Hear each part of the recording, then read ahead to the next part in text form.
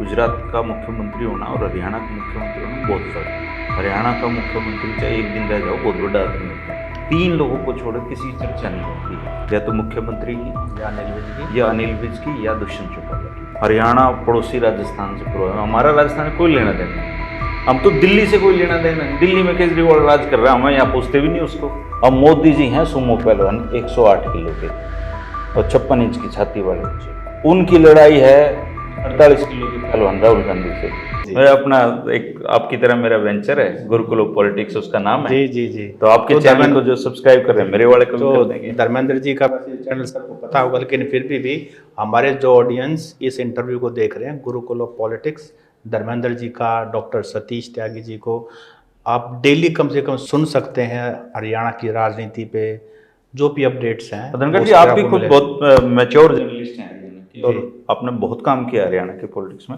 आप पाएंगे कि 2024 का जो चुनाव है वो बहुत अलग तरह का चुनाव हरियाणा में होगा, मेरी अपनी ऑब्जर्वेशन है। 5 विधानसभा चुनाव का परिणाम आया है, जिसमें मिजोरम है, थोड़ा सा दूर पड़ता है हरियाणा से तो जी, और बाकी जो 3 हार्टलैंड हैं, हिंदी हार्टलैंड जिनको बोलते हैं, उनका हमें पता ही है कि उनके अंदर बीजेपी ने काफ़ी सरकार बना रही है, और एक तेलंगाना उसमें कांग्रेस का है जी।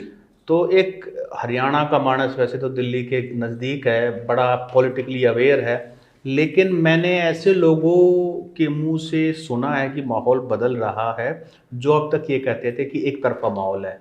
आप पॉलिटिकल साइंस किसका एक तरफा? राजनीतिक मायने जो समझते हैं उनको पता है कि सरकार के एंटी इनकम्बेंसी की बात। अच्छा, देखो, एक तो एक मनियार है ना, बस में बैठा जान लग रहा था, तो आप जैसा कोई पहलवान आ गया, लाठी ले रहा था जी, उन्होंने उससे 2 बार लठ मारा। अरे बोले की ले रहा है इसमें, बोले एक बार और मार दे कि में को नहीं। तो ये मनियार वाले लठ तो लग लिए पिटारा पे, और बीजेपी आज है उस लठ वाले की पोजीशन पे। लेकिन भारतीय राजनीति की ये खूबसूरती, और खासकर हरियाणा स्टेट की ये खूबसूरती है, ये हमेशा चौंकाता है सबको। आप यहाँ पे बिना सस्पेंस के तो ना राज्यसभा का चुनाव भी नहीं करवा सकते। हमेशा हरियाणा ने पॉलिटिकली अलग अलग मैसेज दिए हैं, इसमें कोई शक नहीं है कि बीजेपी आज हरियाणा में काफ़ी उत्साह में है, और आज के दिन उनकी सबसे अच्छी पोजीशन आप कह सकते हैं कि 3 राज्यों में अड़ोसी पड़ोसियों में उनकी सरकारें बनी हैं। उनके पास प्रधानमंत्री नरेंद्र मोदी जी से भी ज़्यादा लोकप्रिय मुख्यमंत्री मनोहर लाल जी हैं, जो 10 साल हरियाणा प्रदेश की कमान संभाली। गुजरात का मुख्यमंत्री होना और हरियाणा का मुख्यमंत्री होना में बहुत फर्क है। हरियाणा का मुख्यमंत्री चाहे एक दिन रह जाओ बहुत बड़ा आदमी होता है, गुजरात और हरियाणा में फ़र्क है।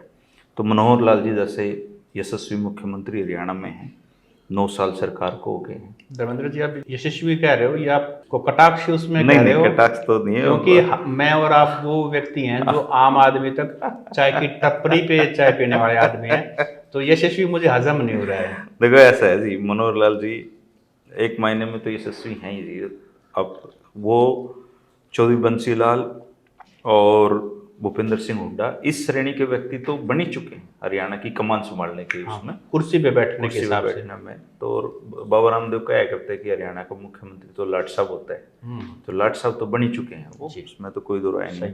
और उन्होंने ये साबित भी किया है, अपने सारे राजनीतिक प्रतिद्वंदी निपटा दिए उन्होंने। जैसे हुड्डा साहब ने निपटाए थे, राव इंद्रजीत, धर्मवीर, किरण, सब ठिकाने लगा दिए, वीरेंद्र सिंह। हाँ, तो ऐसे ही मुख्यमंत्री मनोहर लाल जी ने धनखड़ जी को अभी ठिकाने लगाया है, कैप्टन अभिमन्यु को ठिकाने लगाया है, रामविलास शर्मा को ठिकाने लगाया है, जितने चौधरी थे सारे ठिकाने लगा दिए। तो इस सरकार में आप ये देखो कि 3 लोगों को छोड़ किसी चर्चा नहीं होती है, या तो मुख्यमंत्री की, या अनिल विज की, या दुष्यंत चौटाला की। बाकी तो एक लो प्रोफाइल मंत्री हैं, जैसे कि राजाओं के दरबार में नहीं होता है वाजी वाजी वाजी वाजी कहने वाले, तो मुख्यमंत्री को तो वाजी कहने वाले हैं, समझाने वाला तो कोई कैबिनेट में है नहीं फिलहाल। और अब 3 राज्यों में चुनाव हुए हैं, तो बढ़िया इनका प्रदर्शन रहा है। 3 में इनका प्रदर्शन अच्छा रहा है। और तेलंगाना की अभी कोई बात नहीं करेगा, करने की ज़रूरत भी नहीं है, क्योंकि विफलताओं का कोई बाप तो होता नहीं है, तो सफलताओं के बहुत सारे बाप होते हैं। तो कांग्रेस का अब बीआरएस को उखाड़ना कोई छोटी बात नहीं थी, उधर देखा जाए तो जीत बहुत बड़ी है वो। अब कोई नवीन पटनायक को उड़ीसा में उखाड़ दे तो छोटा काम नहीं है वो। तेलंगाना से एक कनेक्शन और है हरियाणा का बीच में, हरियाणा के अंदर जो दूसरी भाषा सिखाई जाती है हरियाणा के स्कूलों में, वो तेलंगाना वाली भाषा ही है। तेलुगु सिखाई जाती है। ये कनेक्शन है, हालांकि पॉलिटिकल इसका कोई वो मतलब नहीं है। नहीं, कुछ हमारे श्रोता की भाई हमारा तेलंगाना से क्या लेना देना, एक लेना देना तो एक समय में चौधरी बंसीलाल ने भी शुरू किया था जी। कुल मिला के बात यही है धनखड़ जी की, अपर हैंड तो बीजेपी दिखती है, ताकतवर पार्टी है वो। मेरा इसमें एक सवाल ये है कि मेरी राजस्थान चुनाव के परिणाम के बाद किसी एक लोकल पत्रकार साथी जो जयपुर बेस्ड है और भाजपा माइंडेड है, क्योंकि आजकल पत्रकारों पे भी लेबल लगने लगे हैं, तो कुछ लोग जो पहचान में आ जाते हैं उस हिसाब से, तो मैंने एक सिंपल सवाल पूछा कि जो आपकी राजस्थान में चुनाव में परिणाम आए उसमें लोकल फैक्टर कितना उसमें कारगर था और सेंटर वाले जैसे मोदी फैक्टर कितना था। तो उन्होंने कहा कि मोदी फैक्टर 1 या 2% ही उसमें रिस्पॉन्सिबल है इस परिणाम के लिए, 99% या 95% जो है हमारे लोकल इश्यूज ही पे चुनाव लड़ा गया है। देखो राजस्थान और हिमाचल तो एक्सेप्शनल केसेस हमेशा ही रही है, हर 5 साल में वहां सरकारें बदलती हैं। तो इस बार ये उम्मीद लगाई जा रही थी कि जैसे गैस सिलेंडर उन्होंने सस्ता दिया गहलोत साहब ने, और कुछ योजनाएं वो ऐसी लेके आए, हर आदमी को उन्होंने चिकित्सा की सुविधाएं दी, तो उसको देखते लग रहा था कि सरकार रिपीट कर देंगे, वो उनको लग रहा था। हालांकि 5 सालों पायलट के साथ लड़ते रहे, हर आदमी खुद को, विधायक जो था वहां पे वो खुद को सीएम समझता था। गलतियां तो कांग्रेस करती है, कांग्रेस ने दुनिया में ऐसा कोई पाप नहीं है जो ना किया हो, और अब बीजेपी उन सारे पापों का अनुसरण करती है। इस बात को हम ऐसा भी कह सकते हैं कि शायद कांग्रेस एक ऐसी पार्टी है जहां नेताओं की बोलने की औकात है, बीजेपी में कोई बोल के दिखाए ना। नहीं, ऐसा नहीं है सर, ये एक दौर होता है। एक दौर में जब इंदिरा गांधी शासन करती थी तो किसी की हैसियत नहीं थी उनके खिलाफ बोल जाए, लेकिन उस समय कोई ये भी मानने के लिए तैयार नहीं था कि एक समय ऐसा आएगा कि कांग्रेस का वो हाल होगा जो आज है, जो आज शायद बीजेपी। पूरी दुनिया की पॉलिटिकल पार्टियों का आप अध्ययन कर लीजिए, ऐसा दौर हर आदमी के जीवन में भी आता है। एक दौर होता है कि हम सितारों की तरह चमकते हैं, फिर हम बुजुर्ग हो जाते हैं, दौर चला जाता है। किसका नहीं आया डाउनफॉल जिंदगी में? कांग्रेस जैसा मेजोरिटी, कांग्रेस जैसा राज अभी तो बीजेपी ने भोगा कहाँ है? राजीव गांधी 415 सीटें लेके आए थे, अभी तो ये तो पहुंचे भी नहीं उस आंकड़े तक। अपने जो प्रधानमंत्री है उनको अभी उस जो लक्ष्य है उस तक पहुंचना है उनको। लेकिन लोग कहते हैं कि एरोगेंस लेवल तो वो टच कर चुके हैं। में भी संभव है, पर मुझे लगता है कि जो राजा है जी। हाँ, और राजा को जी कहना तो कोई कहेगा नहीं। जी जी जी, सही बात है। सर मेरा ये सवाल है कि हरियाणा पे इन चुनाव का खास करके 3 जो हिंदी हार्टलैंड है उनका परिणाम, राजस्थान तो हमारा पड़ोसी ही है, तो उनका क्या असर आप देख रहे हो? देखो जी, हरियाणा में पिछले 10 साल से जो कास्ट पॉलिटिक्स एकदम से बढ़ी है, हालांकि कास्ट पॉलिटिक्स यहाँ पे छोटूराम के समय से है। हरियाणा की राजनीति पूरे भारत के बाकी राज्यों से बहुत अलग है। आप इसकी बिल्कुल भी तुलना करने की गलती मत करना कोई भी आदमी कि हरियाणा पड़ोसी राजस्थान से हमारा राजस्थान से कोई लेना देना नहीं। हम तो दिल्ली से कोई लेना देना नहीं, दिल्ली में केजरीवाल राज कर रहा है, हमें यहाँ पूछते भी नहीं उसको। पंजाब में देख लीजिए, कहीं भी मतलब बहुत अलग है नहीं। लेकिन एक बात है, पिछले करीब 20 साल से एक ट्रेंड देखने को मिल रहा है, जो सेंटर में सरकार होती है वही हरियाणा में होती है, वो ट्रेंड तो है।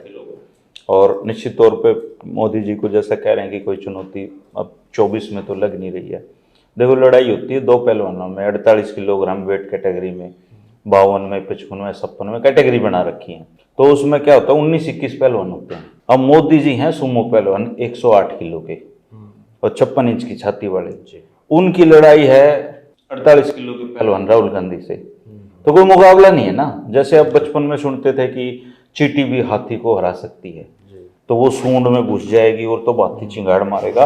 ये एक्सेप्शनल बातें हैं, मतलब ऐसा यदा कदाई होता है कि चींटी हाथी को हरा जाए या कछुए से खरगोश हार जाए, ऐसा कहानियों में होता है। असलियत में तो मुकाबला जब बराबर के लोगों से होगा तब उनमें एक हार जीत होती है। अब एक तरफ आप भारतीय जनता पार्टी को देखिए, जहां 24 घंटे चुनावी मोड में रहने वाला प्रधानमंत्री उनके पास है, चेहरा माननीय मोदी जी हैं। दुनिया की सबसे ज्यादा वर्करों वाली पार्टी उनके पास है, दुनिया की सबसे ज्यादा धनाढ्य पार्टी उनके साथ है, और दुनिया की सबसे ज्यादा धर्म को मानने वाले लोगों के समर्थन वाली पार्टी उनके पास है। एक तरफ कांग्रेस है, राहुल गांधी है। राहुल गांधी ने अपनी पप्पू की छवि को बिल्कुल तोड़ा है, लेकिन प्रधानमंत्री नरेंद्र मोदी जैसे लोकप्रिय नेता वो नहीं, उनकी बातें उतना अपील नहीं करती हैं। उनकी जो पार्टी है, संसाधनों की लड़ाई है सारी। बीजेपी के मुकाबले में धन कहाँ से लाएंगे वो? जी चुनाव लड़ने के लिए धन चाहिए, उनके पास धन भी नहीं है, जी। उनके पास कैडर भी नहीं है, उनके पास लगातार एक दूसरे से लड़ने वाले नेता जरूर हैं। हाँ, जैसे धर्मेंद्र जी आपने कहा कि राजस्थान में जो चुनाव में हुआ, कांग्रेस तो मान रही थी रिपीट करेंगे, लेकिन उनका तो है ही, रोटेशन करते हैं वो, एक बार ये एक बार वो। तो हरियाणा में भी तो कांग्रेस यही कर रही है, हुड्डा वर्सेस एसआर के।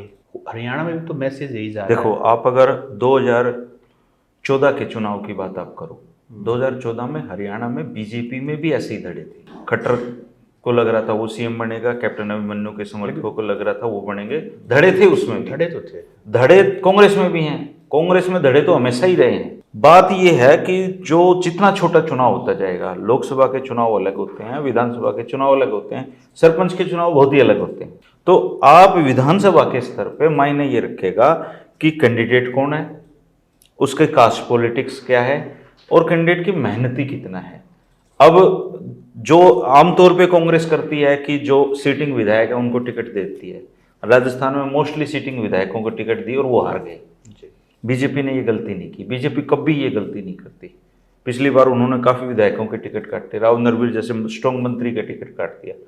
तो अगर कांग्रेस को कहीं मुकाबले में आना है, अगर कांग्रेस यहाँ पे सरकार बनाना चाहती है, पहले तो ये सारे मकोड़े एक साथ इकट्ठे करना एक पलड़े में, दूसरा फिर डिजर्विंग कैंडिडेट को टिकट देना। ये दोनों ही चीजें मुझे कांग्रेस में थोड़ा सा मुश्किल काम लग रहा है, क्योंकि 4 चोर इकट्ठे हो सकते हैं, 4 कांग्रेसी इकट्ठे नहीं होते। तो इनको अगर लड़ना है, अपना अस्तित्व बचाना है, और मुझे तो एक और चीज भी लग रही है कि इन चुनावों के बाद जो ये धड़े हैं, इनमें से कोई कहीं बीजेपी में ना भाग जाए। मैं वही उसी बात कह रहा हूँ। आप ये कह रहे हैं कि हरियाणा पे बाकी स्टेट्स का असर नहीं पड़ता, क्योंकि यूनिक कैरेक्टर है वोटर्स का, यहाँ का डेमोग्राफी अलग अलग तरह का है। लेकिन दूसरी तरफ आप कह रहे हैं कि कांग्रेस भी उस पोजीशन में नहीं है कि वो उसके सारे पत्ते सही नहीं गिर रहे हैं, क्योंकि आपस में लड़ाई है। तो ऐसे समय में फिर मतलब ये तो बड़ा अजीब सा होगा कि कुछ नहीं कहा जा सकता कि वोटर्स किस तरफ निश्चित तौर पे अभी कुछ नहीं कहा जा सकता जी।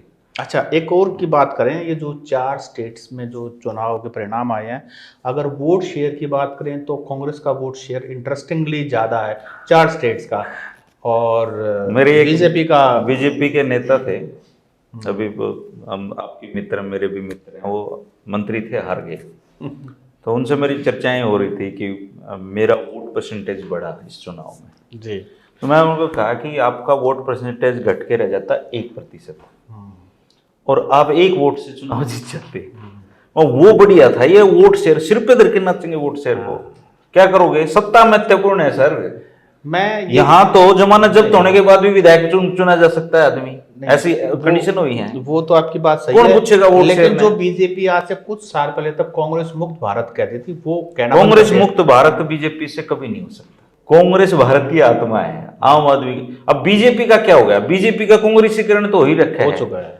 अगर वो इंदिरा गांधी की पूजा करते थे तो ये नरेंद्र मोदी की पूजा करते हैं। फर्क क्या है? नाम ही है। भारतीय जनता पार्टी में अब आरएसएस का अगर आप मूल सिद्धांत देखें, वो व्यक्ति पूजा में विश्वास नहीं करते हैं। आप कहीं भी उनसे पूछ लीजिए, किसी भी उनके जो एक्टिव आदमी है, वो व्यक्ति पूजा नहीं करते। लेकिन अब बीजेपी व्यक्ति पूजा हो रही है, अच्छा, जैसे कांग्रेस में होती थी। धर्मेंद्र जी, इश्यूज कितना मैटर करें? कोई मैटर नहीं करता भारतीय चुनाव में। इसके साथ साथ में जननायक जनता पार्टी, जिन राजस्थान में भी कोशिश की थी अपने पैर पसारने की, उनका जो हश्र हुआ वो हम सबको पता है। तो क्या इस पे द एंड समझे हम जेजेपी? अभी 24 में आराम करना पड़ेगा उनको। हालांकि दुष्यंत चौटाला, चौधरी देवीलाल परिवार भारत का इकलौता ऐसा राजनीतिक परिवार है जिसने सबसे ज्यादा चुनाव लड़े हैं, और उनके लिए राजनीति एक बिजनेस है। हालांकि बिजनेस तो ये सब पॉलिटिकल पार्टियों में है। अब देवीलाल परिवार के लिए बिजनेस है तो वो भजनलाल परिवार के लिए भी है, बंसीलाल परिवार के लिए भी है, हुड्डा परिवार के लिए भी है। 100 साल हो गए इनको पॉलिटिकल चुनाव लड़ते हुए, हुड्डा परिवार को भी। इनका ये फैमिली बिजनेस है।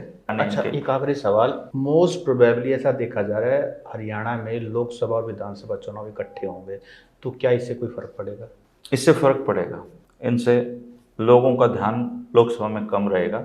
इसका मुझे लगता है भारतीय जनता पार्टी को नुकसान होगा फायदे की बजाय लोकसभा का, क्योंकि लोगों का ध्यान विधानसभा में डाइवर्ट हो जाएगा। आपको याद हो, जब हम बचपन में एक बार जब 7 चुनाव हुए थे तो लोग क्या कह रहे थे कि छोटड़ी पर्ची ऑर्डर डालनी है, बड़ड़ी कड़े डालेंगे। जैसे एक वो नारा रहता ना, ऊपर नरेंद्र नीचे भूपेंद्र। हाँ, तो ऊपर वाली पर्ची को कोई नहीं पूछेगा फिर हरियाणा में कम से कम, बाकी राज्यों में 2014 में इस रानी की कोशिश की थी, लेकिन 2014 में शायद नहीं चलती। चली। मुझे लगता है इस तरह कार्ड कांग्रेस या हुड्डा सब देखो जी, सांसद कौन बन रहा है आम आदमी को कोई मतलब नहीं है। और तो क्या कास्ट फैक्टर ही काम करेगा? देखो, कास्ट का आप कितना है उसको आप जुटलाते रहो। हरियाणा में हो सकता है लोग इंटरव्यू देखते हुए मेरी कास्ट पता करने की कोशिश करें, आपकी कास्ट पता करने की कोशिश करें।